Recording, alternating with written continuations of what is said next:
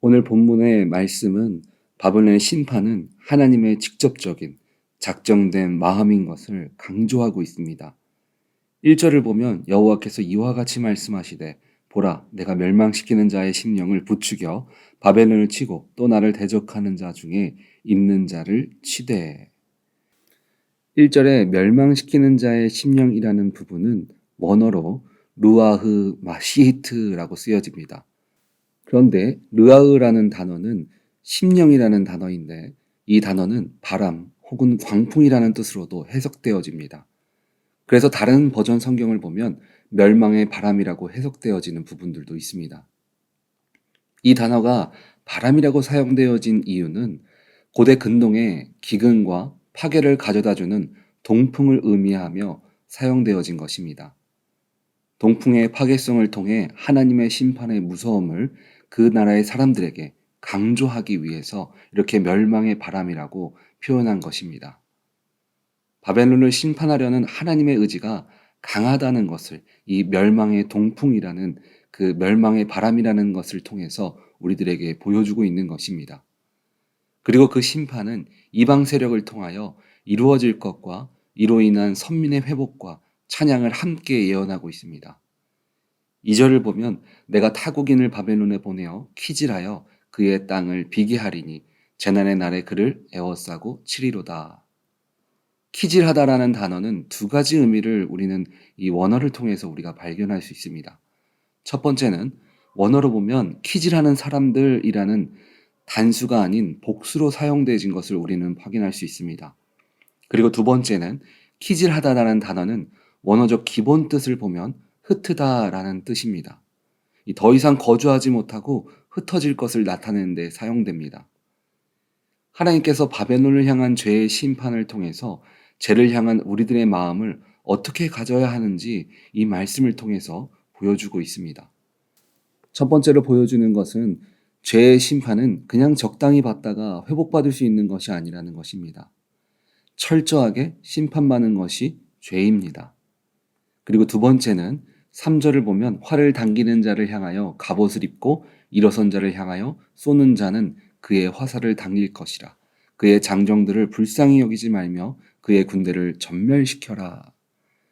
죄를 대하는 우리들의 마음은 이것쯤은 괜찮겠지 하는 마음에서 벗어나 우리를 틈타려는 마음과 우리 속의 죄를 완벽하게 없애야 합니다. 사사 중에 삼손의 모습을 보면 동일한 것을 우리는 발견할 수 있습니다. 삼손은 구별된 삶을 살아야 하는 나실인이었습니다. 그런데 그의 삶은 죄와 함께하는 삶을 살았습니다. 아마도 삼손이 죄를 가볍게 생각했던 이유 중에 하나는 죄로 인해 자신이 피해보는 것이 당장 없었기 때문입니다. 하지만 죄가 쌓여서 결국 주님이 주신 능력들이 모두 사라져버리게 되었습니다. 그리고 다시 마지막 죽기 전 그 능력이 회복되었을 때는 온전한 회개를 통해 정결함을 가진 후였습니다.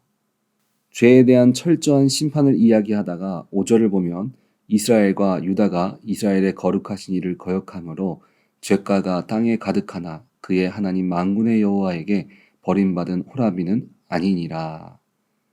분명 이스라엘 백성들도 죄로 인해서 심판을 받았습니다. 그리고 바벨론처럼 흩어진 것까지는 똑같습니다. 그러나 이스라엘 백성들은 하나님께 완전하게 버림받지는 않았습니다.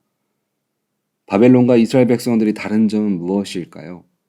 선택받은 백성이기 때문에 그들만 특별하게 용서해 준 것일까요?